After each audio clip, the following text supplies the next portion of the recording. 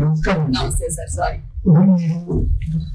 మీరు చెప్పిన అన్ని కూడా వాస్తవాలు, దానికి కావట్లేదు. అంటే ఇక్కడ సమావేశం ఉంది, మీకు జరిగిన అన్యాయం దానికి ఎలాగ నాకు న్యాయం చేస్తారని మీరు అడుగుతున్నారు. అందుకోసం ఇక్కడ అంతా సమావేశం జరిగింది. ఈ ఫిలిం అసోసియేషన్ తీసుకొచ్చింది. మీరు అడిగే ప్రశ్న సంబంధాలు చెప్పండి. మీకు జడ్జిమెంట్ ఎప్పుడు వచ్చింది? ఆ జడ్జిమెంట్ కాపీ ఎక్కడ ఉంది? సార్ ఆల్రెడీ గ్రూప్ లో నేను షేర్ చేశాను సార్. నవంబర్ 3 కి ఆల్రెడీ మన దగ్గర గ్రూప్ లో ఉంటుంది. జడ్జిమెంట్ ఇచ్చాను. నవంబర్ 3 వచ్చింది సార్ జడ్జిమెంట్. కంప్లీట్ అవ్వడం వచ్చింది. జడ్జిమెంట్ లో యాక్షన్ గా ఏముంది? జడ్జి గారు ఏమని చూపించారు? జడ్జి గారు తీర్పిచ్చింది సార్, ఆ డ్రగ్స్ కేసు కి నాకు ఎలాంటి సంబంధం లేదు, నేను నిర్దోషిని. డ్రగ్స్ కేసు కి మీకు సంబంధం లేదంటున్నారు. మీరు డ్రగ్స్ తీసుకున్నారా లేదా? తీసుకుంటే శిక్ష వేసేవాళ్ళు సార్, తీసుకోలేదు కనుక నేను నిర్దోషిగా వదిలేశారు సార్. నిర్దోషిగా వదిలేయడం లేదు పరిస్థితులు. మీరు డ్రగ్స్ తీసుకున్నారా లేదా అన్న పాయింట్ లో అది క్లారిటీగా తీసుకోలేదు అని పరీక్షలు, రక్త పరీక్షలు కానివ్వండి, ల్యాబ్ టెస్ట్ అన్ని వాటి ఆధారంగా వాళ్ళు చెప్తారు. అవునండి, వాటి ఆధారంగానే చెప్పారండి. ఆల్రెడీ నేను అప్పుడే ఆ జూన్ తర్వాత నేను కూడా టెస్ట్లు ఏదైతే ఉందో అది నేను పబ్లిక్ గా పెట్టాను సార్. ఇదిగోండి నా టెస్ట్లు, మీరు ఎక్కడికి రమ్మన్నా వస్తాను మీడియా వాళ్ళు, మీరు టెస్టులు చేయించండి. నాకు కోర్టుది నమ్మొద్దు, చట్టాన్ని నమ్మొద్దు, నన్ను నమ్మొద్దు, శిక్ష అని నేను ఆల్రెడీ ఇచ్చాను సార్. మొత్తం బ్లడ్ రిపోర్ట్స్ కూడా నేను లైన్ లో పెట్టాను సార్. ఈ జడ్జిమెంట్ వచ్చినప్పుడు మా అసోసియేషన్ రెస్పాన్సిబిలిటీ సార్. మా అసోసియేషన్ నాకు కార్డు ఫస్ట్ తీసేశారు సార్, కానీ 1 వీక్ లో ఇచ్చేసారు సార్. జడ్జిమెంట్ రాకుండా మీరు ఎలా శిక్ష వేస్తారు అని చెప్పి నేను లెటర్ రాసి ఇచ్చాను సార్. ఆర్టిస్టులకి చైతన్యవంతంగా ఉండడానికి ఇది మనకి అసోసియేషన్ అనేది కష్టంలో ఉన్న ఆర్టిస్టుని, పూర్ పీపుల్ ని ఆదుకునేది అసోసియేషన్ సార్.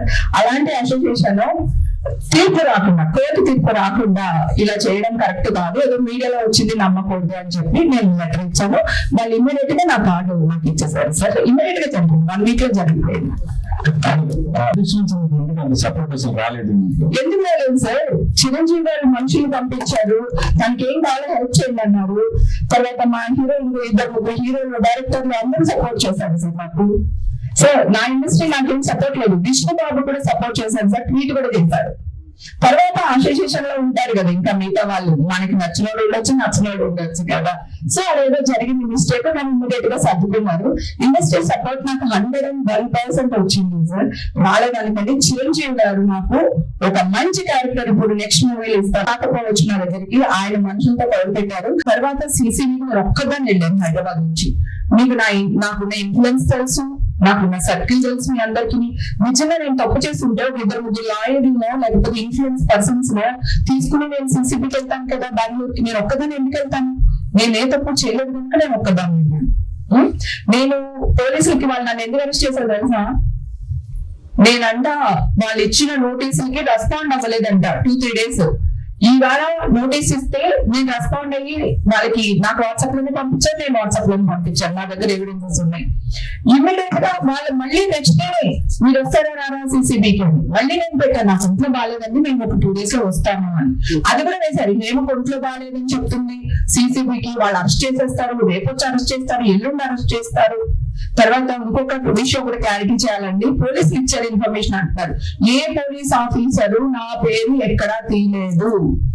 మీరుంటే ఇప్పుడు కూడా చూపించండి, ఈ ఇంటర్వ్యూలో కూడా చూపించండి, వేయండి ఏ పోలీస్ ఆఫీసర్ నా పేరు అనౌన్స్ చేశారని. నేను చెప్తూనే ఉన్నాను, నేను బ్లాక్ నెయిల్ పాలిష్ పెట్టుకున్నాను, బ్లాక్ డ్రెస్ వేసుకున్నాను, అది నేను కాదు అని మొత్తుకుంటూనే ఉన్నాను. విన్నే లేదు. చాలా పేరు తీయొచ్చో లేదో నాకు తెలీదు. నా వాయిస్ రికార్డ్ చేసి నేను ఏం మాట్లాడినా సరే అవన్నీ వాయిస్ రికార్డ్ చేసి వాయిస్లన్నీ వేసి రికార్డ్ చేయడం ఎంత పెద్ద తప్పండి. ఒకవేళ నేను తీసుకుని ఉంటే నేను విక్టిమ్ ని, వాళ్ళ ఫ్యామిలీని, వాళ్ళని నడి రోడ్లకు లాక్కొచ్చేస్తున్నారు. మీకు విక్టిమ్లతో ప్రాబ్లమా, సమస్యతో ప్రాబ్లమా? మన యుద్ధం సమస్యలతో కానీ వ్యక్తులతో కాదు కదా. సో డ్రగ్స్ నిర్మూలించాలి. ఎక్కడి నుంచి వస్తున్నాయి, ఎలా వస్తున్నాయి, తీసుకుంటే మన పడే ఇబ్బందులు ఏంటి చెప్పాలి. కానీ సో మా ఫ్యామిలీని, అప్పుడే నా కూతురు జాబ్ కి అప్లై చేస్తుంది, అప్పుడు నా కూతురు ఇంటర్ వయసుకి వచ్చింది. నా ఫ్యామిలీ నడి రోడ్డు మీద లాగేస్తారా?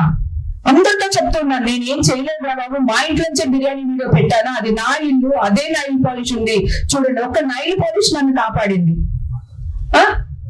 మీ ఇష్టం. ఒక న్యూస్ తప్పు చేస్తే నాకు ఒక పెద్ద మనిషితో అంటే ఈ టీవీతో చాలా పరిచయం అండి. నేను అక్కడే మళ్ళీ నా స్టార్ట్ చేశాను, నా లైఫ్ స్టార్ట్ చేశాను, రియల్టీ స్టార్ట్ చేశాను ఈనాడు నుంచి. అయితే ఆయన కలిసిన రామజీ గారితో కలిసినప్పుడు ఎప్పుడు మాట్లాడుకునేటప్పుడు ఏదైనా ఆయన నలుగురిలో కూర్చునేటప్పుడు ఒక విషయం చెప్పారండి.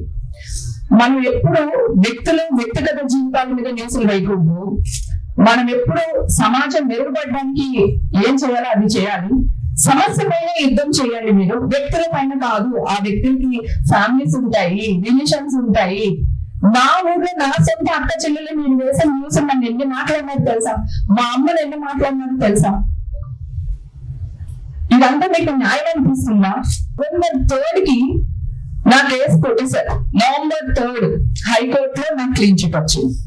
నేను అందరు జర్నలిస్ట్ అందరి గ్రూపుల్లోని నేను ఈ మెసేజ్ నాకు వచ్చిన ఏదైతే ఆ కోర్టు నుంచి వచ్చిందో ఆ ఫైల్ మొత్తం పెట్టాను. కానీ ఒక్కళ్ళు రియాక్ట్ అవ్వలేదు. ఇప్పుడు నేను ఎవరైనా ఇక్కడ ఎవరైనా ఒకరు కొట్టాను అనుకోండి, వాడు ఎందుకు కొట్టుంటాడు, వాడు నన్ను ఏదో చేయనట్టు కొట్టుంటాను కదా, కొట్టేసింది అని వేస్తారు. అసలు ఆ అమ్మాయి ఎందుకు అతను కొట్టాల్సి వచ్చింది, వాడేం చేశాడు, ఆ కోణను ఆలోచించాడు. ఇవన్నీ పక్కన పెడితే నేను సీసీబీకి వెళ్ళినప్పుడు June 3 వెళ్ళానండి. అదే రోజు నన్ను అరెస్ట్ చేశారు. ఆ రోజు నా టెస్టులు తీశారు గవర్నమెంట్ హాస్పిటల్. ముందు మీడియా వాళ్ళు ఎవరు లేరు. టెస్టులు చేసి బయటకు వచ్చినప్పుడు మీడియా వాళ్ళు వచ్చారు. ఓకే, వచ్చినప్పుడు నేను గబగబా మీడియా వాళ్ళు నాకు అండగా ఉంటారని గబగబా వచ్చి నా టెస్టులు ఇప్పుడే తీస్తున్నారు, ఈ టెస్టులు వేయడానికి 15 రోజులు పడుతుంది, మీరు పాజిటివ్ వచ్చిందని ఎలా వేస్తారు అని నేను కొంచెం గట్టిగా ఆవేదనతో గట్టిగా మాట్లాడాను. అప్పుడు ఒక పోలీస్ ఆఫీసర్ వచ్చి నా నోరు మీపోయింది. నేను ఇట్లా ఆ చేతిని ఇట్లా గెంటి, కావాలంటే మళ్ళీ క్లిప్పింగ్ చూసుకోండి, ఆవిడ ఇట్లా గెంటి నేను మీతో మాట్లాడినప్పుడు అవును కదా, ఆల్రెడీ టెస్ట్ ఉండుంటే ఇప్పుడు మళ్ళీ ఎందుకు చేపిస్తున్నారు అని మీరు అందరూ ఒక్కసారి ఆలోచించి మీరు అదే క్వశ్చన్ రేట్ చేసి ఉండుంటే ఈ రోజు న్యాయం ఇంకొకలా జరుగుండేదేమో నా పక్షాన. సరే, వేసిందేదో వేసేసారు, అయిపోయింది, మీతో నాకు గొడవ వద్దు. కానీ November 3 కి నాకు వస్తే ఈ రోజు వరకు హేమకి క్లీన్ చిట్ దొరికిందని ఒక్క వ్యక్తి కూడా ప్రచురించలేదు తెలుసా మీకు. నేను ఛానల్కి వెళ్ళి నేను ఛానల్ సీఈఓతో మాట్లాడి 2 నెలలు ఇవాళ ఫ్రీ లేదు, మా రేపు మాట్లాడదాము, ఎల్లుండి మాట్లాడదాము, అవతెల్లుండి మాట్లాడదామని ఇన్ని నెలలు గడుపుకొచ్చారు. ఇది తప్ప కాదు చెప్పండి. రేపు నేను నా బిడ్డకి మ్యారేజ్ చేయాలనుకుంటాను, నా భవిష్యత్తులో నేను ఇంకొకటి అవ్వాలనుకుంటాను. ఎవడో తోనికిస్తే గొట్టంగాడు ఇది డ్రగ్స్ లో ఉంది, ఇది మాట్లాడుతుందని నన్ను హేళన చేస్తాడు కదా. సో క్లీన్ చిట్ వచ్చినప్పుడు కూడా ఇలాగే జనాల్లోకి వెళ్ళాలి కదా. నా పని మనుషులు నాకు దొరకలేదండి. మీరు ఈ న్యూస్ వేసినప్పుడు మనల్ని అరెస్ట్ చేస్తారంటే వెళ్ళొద్దు వాళ్ళ ఇంటికి పనికి అని. మీ వల్ల ఎంత ఇబ్బంది పడుతున్నామో ఆలోచించండి. ఇది మీకు కరెక్ట్ అనిపిస్తుందా? నేను 3 నెలలు ఆగానే, ఇది 4వ నెల. సో ఎందుకు మీరు రియాక్ట్ అవ్వలేకపోయారు? చెడని ప్రచారించినంతగా మంచిని ఎందుకు ప్రచారించలేకపోతున్నారు? ఇది మీకు న్యాయం అనిపిస్తుందా? ఒకటి చెప్తున్నా, ఇప్పుడు 100 మంది పార్టీకి వెళ్తాం కదా సార్. 100 మంది పార్టీకి వెళ్ళినప్పుడు ఒక్కళ్ళు 2 ఆర్టిస్టులు ఉంటారు సార్, లేదా ఒక్కళ్ళు 2 డైరెక్టర్ ఉంటారు, లేదా ఒక్కళ్ళు 2 ఎవరు సినిమా వాళ్ళు ఉంటారు. ఓకే, సినిమా వాళ్ళు మరి ఒక ఇది ఏంటి సార్, సినిమా వాళ్ళు గాజు బొమ్మలం సార్, మేము చిన్న రాడిచ్చుకుంటే పగిలిపోతాం సార్ మేము. ఇది మీకు న్యాయం అనిపిస్తుందా సార్? ఇది కాదు కదా సార్. ఇప్పుడు నెగిటివ్నెస్ నేను చాలా మందితో మాట్లాడాను సార్, జర్నలిస్టులతో, చాలా మందితో, పెద్ద పెద్ద వాళ్ళందరితో మాట్లాడాను, ఛానల్స్ వాళ్ళతో మాట్లాడాను. ఏంటది మంచి న్యూస్ వేస్తే ఎవరు చూస్తారమ్మా అని మీరే మాట్లాడుతున్నారు సార్. ఎక్కడికి వెళ్ళిపోతున్నాం సార్ మనం? సరే అండి, థ్యాంక్ యూ సో మచ్ నాకు ఈ అవకాశం ఇచ్చినందుకు. అలాగే మెయిన్ గా చిరంజీవి గారి గురించి మీ ప్రభు గారు ఇందాక ప్రస్తావించారు కనుక ఆయన గురించి చెప్పాలి. అవునండి, ఆంధ్రాలో అవార్డ్స్ ఇచ్చి చాలా రోజులు అయిపోయిందండి. ఆంధ్రాలో సినిమాలు తీస్తే మేము సబ్సిడీ ఇస్తామనో లేకపోతే ఇంకొకటి ఇండస్ట్రీని పిలిస్తే ఆంధ్రాలో ఎందుకు చేయడండి? మేము అందరూ అక్కడికి వెళ్ళడానికి కూడా రెడీగానే ఉన్నామండి. అది మాదే, ఇది మాదే, 2 రాష్ట్రాలు మావేనండి. చిరంజీవి గారు అన్న ఒక మంచి మాట ఏంటంటే ఆర్టిస్ట్ ని ఎంకరేజ్ చేయండి. ఇప్పుడు 2 స్టేట్స్ అయిపోయినాయి కదా, ఆ స్టేట్ లో కూడా మమ్మల్ని గౌరవిస్తే బాగుంటుంది అని ఒక మంచి ఉద్దేశంతో చిరంజీవి గారు చెప్పారు. దాన్ని కూడా శిలలు పలవలు చేసేసి ఇష్టం వచ్చినట్టు తమ్ముళ్ళు పెట్టేసి మాట్లాడుతున్నారు. సరే, కాస్ట్ కోసం గురించి మాట్లాడారు, మేము మాట్లాడాము చాలా సార్లు, చాలా మంది మాట్లాడారు. ఓకే, సో ఒక చోటే ఉండండి, ఇండస్ట్రీలోనే ఉండండి, ప్రపంచం అంతా 2 చుట్టూ తిరుగుతుందండి. ఇది నేను ఇప్పటివరకు జాబ్ ఇంటర్వ్యూలో కూడా చెప్తాను. ఓకేనా, ఒకటి డబ్బు చుట్టూ తిరుగుతుంది, ఇంకోటి దేని చుట్టూ తిరుగుతుందో మీకు తెలుసు.